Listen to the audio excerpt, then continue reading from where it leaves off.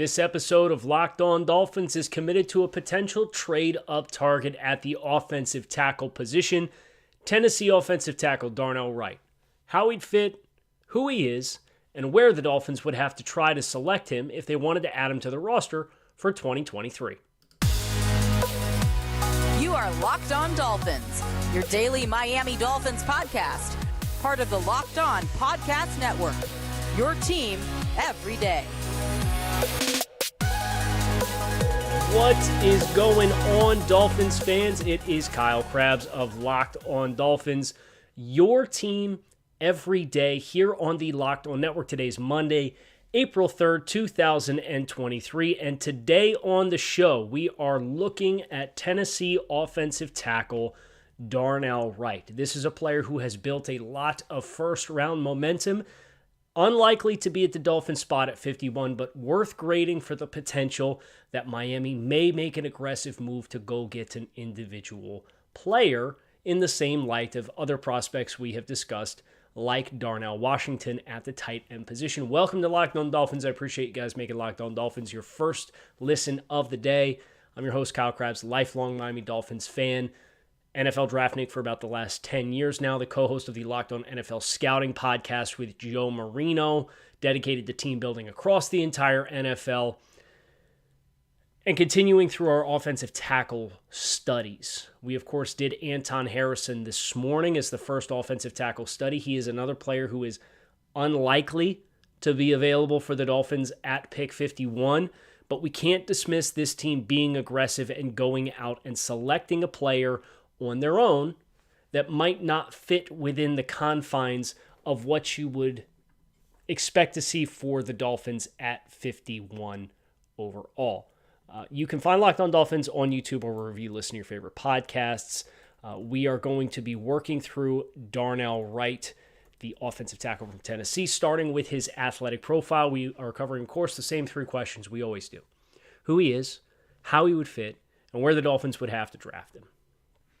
So, Darnell Wright, offensive tackle, Tennessee, senior tackle, 6'5" at the NFL Combine, so 6'5" and 1/8 of an inch, 333 pounds, 33 3/4 inch arm length.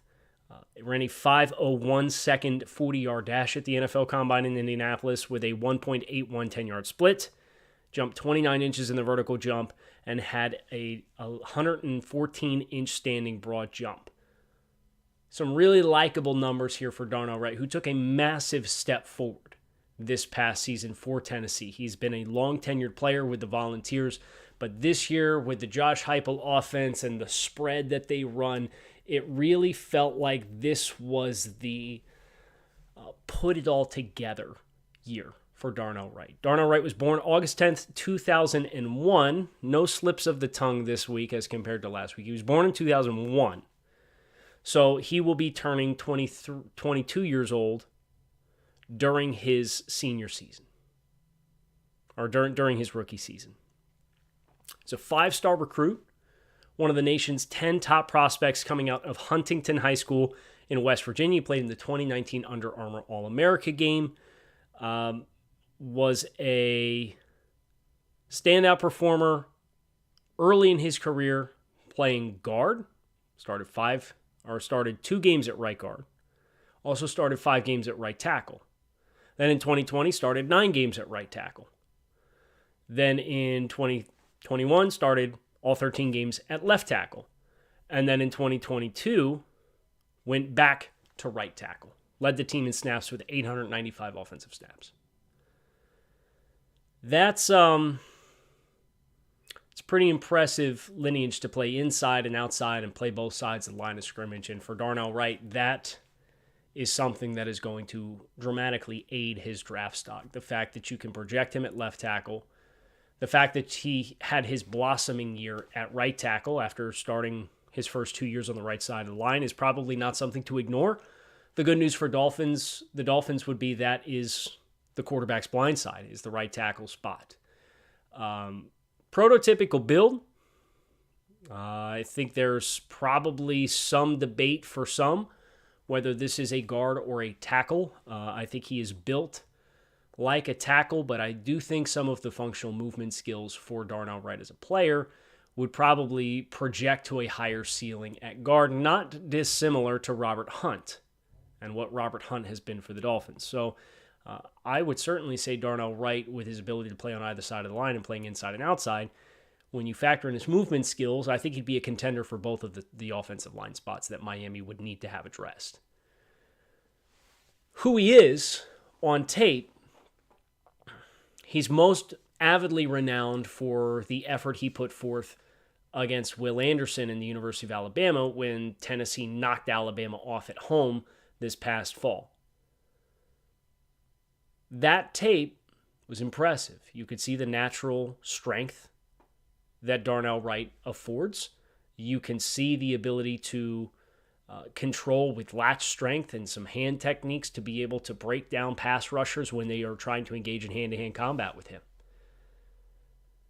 But as far as that being the hallmark game for Darnell Wright, the concern that I had in that game was Will Anderson spent a disproportionate amount of that game playing drop 8. We talked about this with Anton Harrison this morning with these spread offenses in college, and it's super prevalent in the Big 12. But when you play Tennessee with the way that Josh Heupel's offense spaces the field, you have to play more bodies in coverage, and Tennessee would catch Alabama in drop 8 coverage with Will Anderson in a 4-eye, so he's the inside shade of the inside shoulder of Darnell Wright, and they'd run tempo and no huddle and get you stuck with that personnel on the field. Now, that's not to say Darnell Wright doesn't have a lot of really likable skills at his disposal. You look at the athletic profile that he affords. His weight at 333 pounds is 89th percentiles for offensive tackles since 2000, but at the same time, his 5.01 40-yard dash is the 90th percentile. His vertical jump of 29 inches is 61st percentile, and a standing broad jump of, I'm going to do the math here, bless me, 9 feet and 6 inches is 94th percentile for offensive tackles at 333 pounds. A lot of linear lower body explosiveness with Darnell Wright, and you see that. You see that in the run game. You see that when he is anchoring. You see that when he is delivering blows in protection, in short sets, and jump sets. When he is on his base, whether he's moving forward or backward, he is a load. An absolute load. Of course, the challenge for Miami is the acknowledgement, and I will openly acknowledge this, the buzz and momentum here is pushing towards Darnell Wright being a top 25 pick. But we're doing Darnell Wright because this would not be the first time in NFL history that a player got buzz in March and April and then didn't go in that stratosphere, because that's kind of what this time of year for teams and agents is all about regardless. Trying to control the narrative and influence teams to draft you as soon as possible. Do I think it's likely that Darnell Wright gets out of the first round? No. It's also not impossible that the Dolphins go up and get a player if they absolutely feel like they're one player away from immediately addressing and relieving all of the issues that are going to be possessing the offensive line. So I couldn't dismiss Darnell Wright as a possibility. We'll talk more about like where you would have to draft him and the strategy that would be involved in the third segment. But I wanted to set the table that this is a player that is generally perceived to be one of the top 5 tackles. You project him, I would probably say Paris Johnson, DeJuan Jones, and Broderick Jones all go in front of him for sure. Whether or not Peter Skoronski does... Peter Skoronski is a more technically refined player. I think they move comparably well to one another, but Darnell Wright's a bigger player, and Peter Skoronski is more technical. Just to foil those players against each other and kind of paint the picture. But this is a player who I think would have some ample guard tackle versatility appeal for the Dolphins with their system. And we'll talk a little bit more about how he fits as soon as I tell you all about our friends over at Ultimate Football GM, which is the ultimate challenge for the ultimate football fan. We have talked about this game. If you believe that you are a good GM in the making, you need to cut your teeth. Perhaps Ultimate Football GM is the game for you.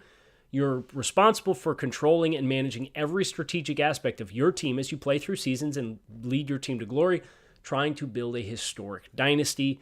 You're responsible for hiring the right coaches and coordinators, managing the finances, negotiating player salaries and terms, navigating free agency, the draft, player personnel issues, and all of the ups and downs of a season in a challenging and realistic game world. Best of all, in my mind, Ultimate Football GM is completely free and playable offline, so you can play on the go as you want to and when you want to. Locked On Dolphins listeners get a 100% free boost to their franchise when using the promo code Locked On in all caps in the game store. That is Locked On in all caps. So make sure to check it out today. To download the game, visit ultimate-gm.com or look it up in the app stores. That is ultimate-gm.com. Ultimate Football GM. Start your dynasty today. So how does Darnell Wright fit the Dolphins? How would Darnell Wright fit the Dolphins? With his movement skills, I think I like him better for the Dolphins at guard. Now, he has the length and the sphere and the influence of a tackle. So I get it. You're going to look at his build. You're going to look at his height. You're going to say, yeah, this guy's meant to play on the outside. But when I graded Darnell Wright against the position-specific traits that I have for the Dolphins and what I perceive to be the most critical for their offense, the 10 traits are as follows. Pass protection, lateral mobility, gravitational pull, football intelligence, power at the point of attack, balance, blocking in space, anchor ability, versatility, and hand technique.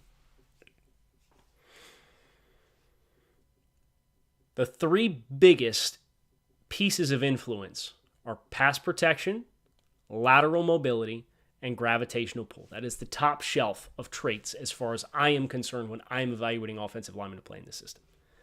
I wish I had their input. They haven't called me back. So we're just going to work with what I perceive and how I perceive the strengths and how I perceive the game for the time being. Now, Miami, Chris, call me back. We'll talk about it. I'll refine this however you want to, and then we can get the totally accurate rankings and get that all sorted out. I think Darnell Wright is highly proficient in two of these three areas. Pass protection and gravitational pull. He is such a large, wide body. And he has really powerful hands. And he probably has the most technically proficient hand usage as far as breaking down off defensive linemen. And what I mean by that is if I'm going to rush you and I'm going to throw my inside arm to try to stab into the center of your chest to knock your pads up, create that knockback, and win first contact so I can continue to roll my momentum through as a pass rusher, his ability to force that inside hand that's thrown at the center of his chest to miss, or if I meet you with both hands, to knock and splay your hands off of his frame, to which now he has his hands on you and your hands are discarded and outside of the frame of the two of you to really break you down. He does that as a high level. He really likes to use this snatch technique in which he will get you up on the shoulder pads and he will try to bury you down into the ground at his feet. And you saw him go to the well probably more often than he should have against some wide-angled rushers. But it's a highly effective move because of the functional strength that he has and the hand power that he has to be able to really rip guys off their sets. So from a pass protection standpoint, you look at the width of his frame, you look at the linear explosiveness that he does have to get some vertical sets, and you look at the gravitational pull of as guys are entering into his area, he really carves you into him and allows you or enforces you to work off of a half of his frame. And with how wide his frame is, it's very difficult to detach from that. But the lateral mobility, especially in comparison to Anton Harrison, who we did as the study from Oklahoma, I think that's a stark difference between these two players. And that's part of the reason why I like Darnell Wright for the Dolphins specifically as somebody who would be playing inside, where you have the bumpers, right? The bumpers, you go bowling, you're like me, you suck at bowling. You've got a center on your one side, and then you've got a tackle on your other side. They're bumpers, right? You can play off of those bodies. You have protection. If you're the tackle and you're on the front side, you got to really hoof it. Now, if you're able to create a lot of lateral displacement with your hand power as you're flowing laterally, which Darnell Wright can do, you can open up that gap, you can widen that edge, and the back can kind of push off your hip and then cut back inside. But if you're the backside tackle and you've got a 3 technique and you got to try to run with that guy and the whole line is slanting away from you, that lateral flow for you to stay in that hip can be a challenge. Conversely, in pass protection, when he's on an island and he's met with inside counters, you saw that Brian Brzee from Clemson in the bowl game got him a few times. Hard upfield charge, flat and cross his face. The ability to laterally redirect and protect his inside was an area that he struggled with because he was stressed to get vertically up the field, and it created uneven levels with his guard and himself. Whereas if you were playing inside at guard, the level is a little bit more slanted and gradual from the center at the high point down to the tackle as the outside player. So I think he'd be a phenomenal addition in the run game. Either way, I think he is a little bit more of a gap concept blocker than a true zone system blocker. Now, Miami's done them both, right? It's not a kiss of death to say, oh, he's a gap system player and the Dolphins are a wide zone team. It's not going to work. They pulled him a lot at tackle. Really had a lot of success on those opportunities to really create chunk gains by sealing an interior gap. But just the hand power that he has and the linear explosiveness that he has, you want him coming off the ball. I think you get more opportunities to do that, more protection for this Dolphin system at guard. So for me, if I were targeting Darnell Wright, even though he's a natural right tackle, and he started the majority of his college games, started 42 games in college, the majority of them at right tackle, I think his ceiling is highest at guard. Sound familiar? Sounds a heck of a lot like Robert Hunt. I think this is the same kind of player. Now, whether or not he's available in the same range is probably going to be determined by when the tackle run starts, which is what we are going to be committing the last bit of our time here to in the discussion on Darnell Wright. And just to set the table for you guys, I'm working on Blake Freeland next. I think it's very highly likely that Blake Freeland would be available at 51. I'm spending a lot of time on this player because I have a lot of thoughts on this player, on Blake Freeland. But we are done with Darnell Wright, and we're not going to do a show on Broderick Jones or Peter Skoronski or DeJuan Jones or Paris Johnson. Those 4 are generally perceived top 25 picks at tackle. But how soon the run starts could be a determining factor on if Darnell Wright were to find himself slipping out of the first round. And if he's out of the first round, I think you could very well see him being in the strike zone for Miami to go up, make an attacking move, and make a splash. So that's what we're going to cover here on the last bit of today's show. We're going to talk about the dynamics of the tackle class and the state of needs for tackles across the NFL and how that may impact what is probably going to be the 5th tackle off the board. Here's the good news. Tackles are a premium position. You saw 2 go in the top 8 last year with Ike Mekwonu and Evan Neal. I don't think you might get 1 in the top 8 this year. And I'm looking at the Raiders. Because you have Carolina, quarterback. Houston, quarterback. Arizona, maybe they desperately need defensive tackle. They're a trade-out candidate as well. Indianapolis needs a quarterback. Seattle just drafted 2 tackles in the first 3 rounds last year. Detroit has Taylor Decker and Penei Sewell, big money players at their 2 tackle spots. The Raiders have Colton Miller and a whole bunch of nothing on their offensive line. I really like their 3rd-round rookie from last year, the Memphis kid, but he's a guard, center type. Atlanta just paid Caleb McGarry. They have a number of high-value contracts on their offensive line, including they gave Chris Lindstrom at guard $20 million per. I don't think that's in play for tackle. So that's the top 8. You're a quarter of the way through the first round. You might get through without a single tackle, especially if Jalen Carter were to fall. The Raiders need defensive line help as well. Then you got the Bears at 9, who traded out of 1. you have to think that's a very highly probable offensive tackle spot, although I look at their defensive end room as well. And they have a defensive-minded head coach in Matt Eberflus. That's not warm and fuzzies for a tackle, but it's also very viable to get a tackle. I think Tennessee's the first kind of landmark spot. They paid Andre Dillard $9.3 per. They have Nicholas Petit-Frere, who's a right tackle, who was a third-round pick last year. Maybe that prevents them from drafting a tackle. I'd be surprised if it did. So Tennessee feels like a good spot. Houston back again at 12. The Jets, the $1 million question is that pick going to be yours? Is that going to be Green Bay's pick with an Aaron Rodgers trade? If the Jets keep the pick, you're paying Mekhi Becton, who you probably would be wise not to trust, but they have a player in Max Mitchell who's played some meaningful time for them last year as a rookie. And then they also have a $10 million per season contract in Dwayne Brown.